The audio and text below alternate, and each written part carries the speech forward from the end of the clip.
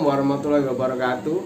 Perkenalkan, nama saya Freddy Junianto Nuri, NIM 201028132 dari Studi Pendidikan Olahraga kelas A. Di sini saya akan menjelaskan tentang sejarah pencaksilat di Indonesia dan di dunia. Untuk sejarah pencaksilat di Indonesia, silat diperkirakan menyebar di Kepulauan Nusantara semenjak abad ke-7 Masehi. Akan tetapi asal mulanya belum dapat dipastikan.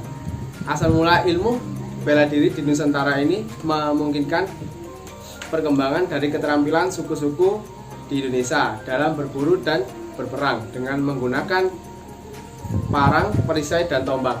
Misalnya seperti dalam tradisi suku Nias yang hingga sampai ke abad ke-20 relatif tidak tersentuh pengaruh luar. Tradisi silat diturunkan secara lisan dan menyebar dari mulut ke mulut, diajarkan dari guru ke murid, sehingga catatan tertulis mengenai asal mula sifat silat sulit ditemukan. Sejarah silat dikisahkan melalui legenda yang beragam dari suatu daerah ke daerah lain. Legenda Minangkaban silat atau bahasa Minangkabau silek diciptakan oleh Datuk ke daerah lain. Suri diraja dari Pariangan, tanah datar di kaki gunung Merapi pada abad ke-11. Sejarah perkembangan pencaksilat sudah dimulai sejak perkembangan zaman kerajaan, kemudian zaman penjajahan Belanda, sampai zaman pendudukan Jepang, dan yang terakhir di zaman kemerdekaan. 1. Perkembangan pada zaman kerajaan. Pada masa kerajaan berlangsung, bela diri merupakan suatu keterampilan yang telah dikenal oleh masyarakat luas sebagai pertahanan keamanan dan juga untuk memperluas wilayah kerajaan untuk melawan kerajaan lain. Beberapa kerajaan seperti Kutai Tarumanegara, Kediri, Mataram, Singosari, Sriwijaya, dan juga kerajaan Majapahit juga menyiapkan berbagai pasukan yang telah dibekali dengan ilmu bela diri guna mempertahankan wilayahnya.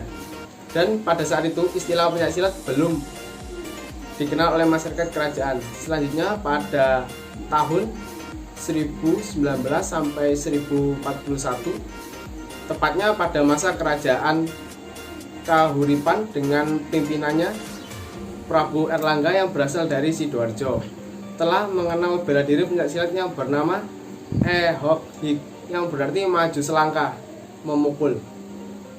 2. Perkembangan pada zaman penjajahan Belanda. Pada penjajahan Belanda, pertumbuhan dari pencaksilat sangat ditentang oleh pihak Belanda, sebab dipandang berbahaya untuk keberlangsungan jajahannya, sehingga pencaksilat dilakukan sembunyi-sembunyi dan dilakukan pada masyarakat kelompok kecil.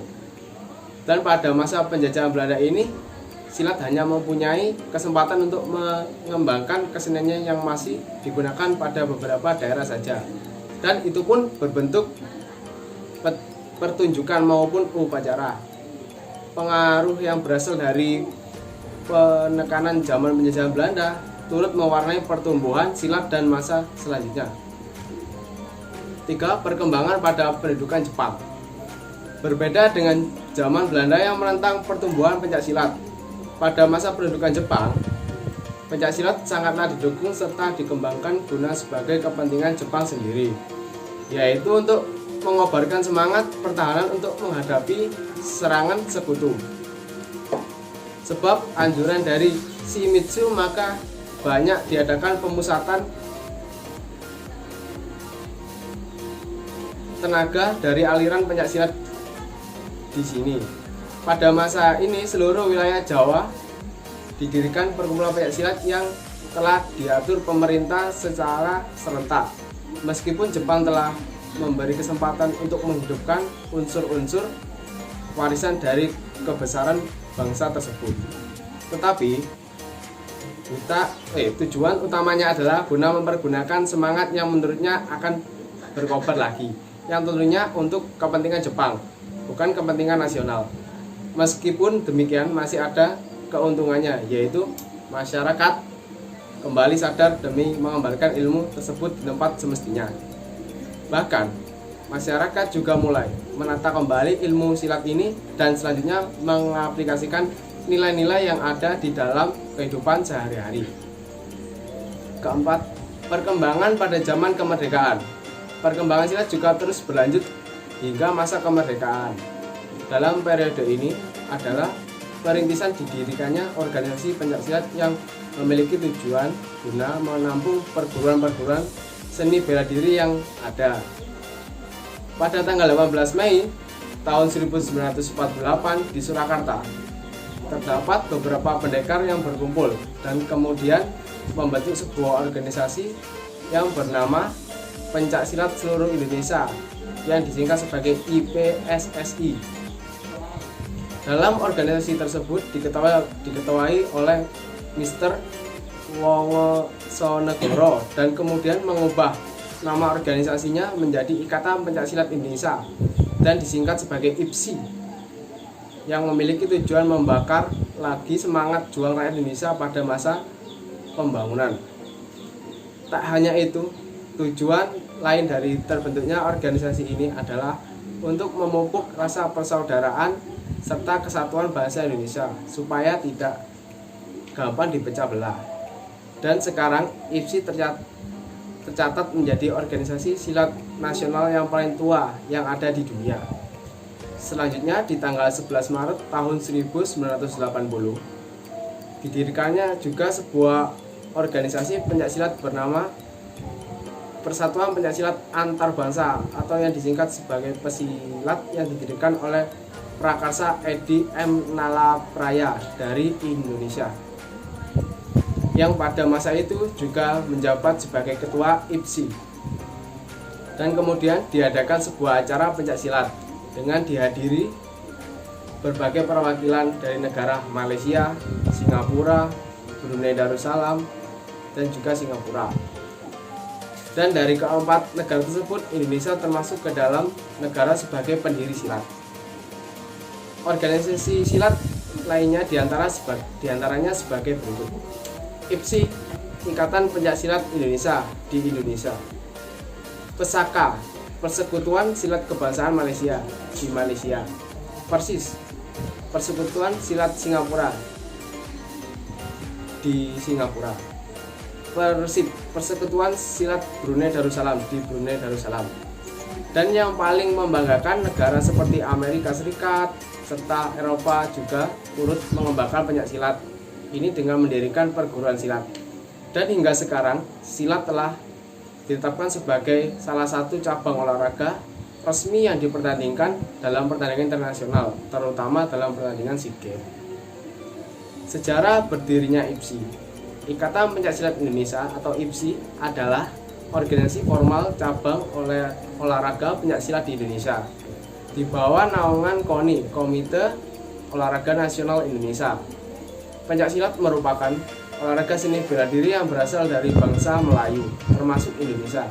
Berdasarkan catatan PB IPSI sampai tahun 1993, jumlah induk organisasi pencaksilat di Indonesia adalah IPSI, Ikatan Pencaksilat Indonesia, didirikan pada tanggal 18 Mei 1948 di Surakarta, Jawa Tengah.